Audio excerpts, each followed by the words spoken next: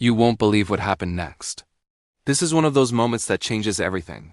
The kind that reminds you how much a single act of kindness can alter two lives forever. The late afternoon sun cast long, tired shadows across a nearly empty grocery store parking lot. For Officer Maria Garcia, it was just another long, exhausting shift. For Ben Carter, it was the start of yet another small disaster in a string of bad days.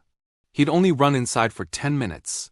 Milk, bread, and the one brand of peanut butter his 7-year-old daughter Lily would actually eat.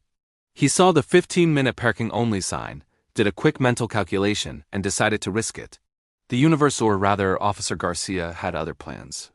When Ben pushed his cart out through the sliding doors, his heart sank. There she was, leaning against his dented sedan, pen in hand, already writing the ticket. No.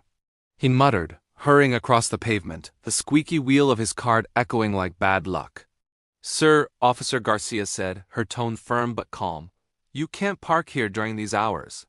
It's a tow-away zone."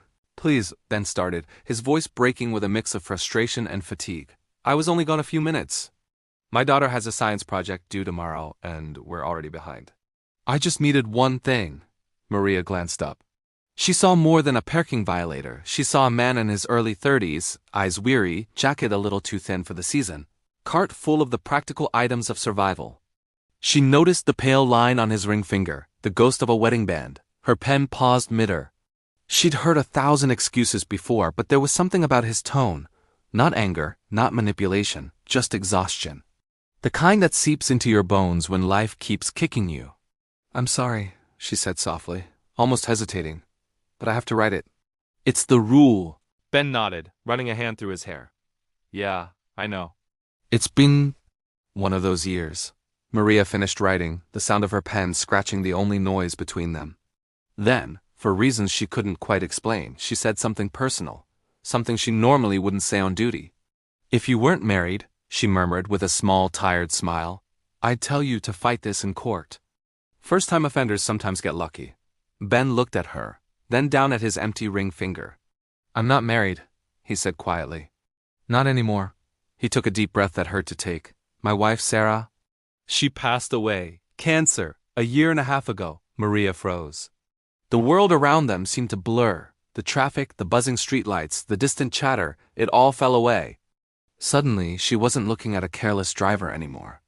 She was looking at a man doing his best to stay afloat in a sea of loss. She saw it all in a heartbeat. The late nights, the hospital bills, the lonely dinners, the quiet moments spent helping a little girl finish her homework when his own heart was broken. And she felt something shift inside her. For months, Maria had been going through the motions, tickets, reports, complaints. She'd forgotten why she became an officer in the first place. But now, standing here with this broken man and his half-filled grocery cart, something inside her heart cracked open. Without a word, she tore the ticket in half. Then again, and again. The pieces fluttered into the trash bag in her patrol car. "Don't park here again," she said quietly. "The next officer might not be as human." Ben blinked, eyes glistening. "Thank you, really, you have no idea what this means." Maria hesitated, then smiled. "What's the science project?" Ben actually laughed, a sound half choked by relief. "It's a volcano. Baking soda and vinegar. And I forgot the vinegar." Maria's smile grew. "Go get it. I'll watch the car." And just like that, something ordinary became something sacred. That night, Maria drove home with a warmth she hadn't felt in years.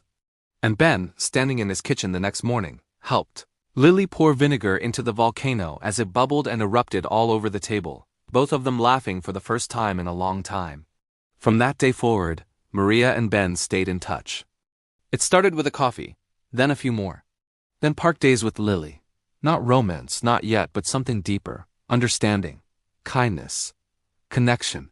Months later, Ben would tell her that tearing up that ticket wasn't just mercy, it was hope. It was the first time he felt like the world wasn't completely against him. And Maria would admit that it was the first time she felt like the officer she'd always wanted to be, not just a badge, but a human being making a difference.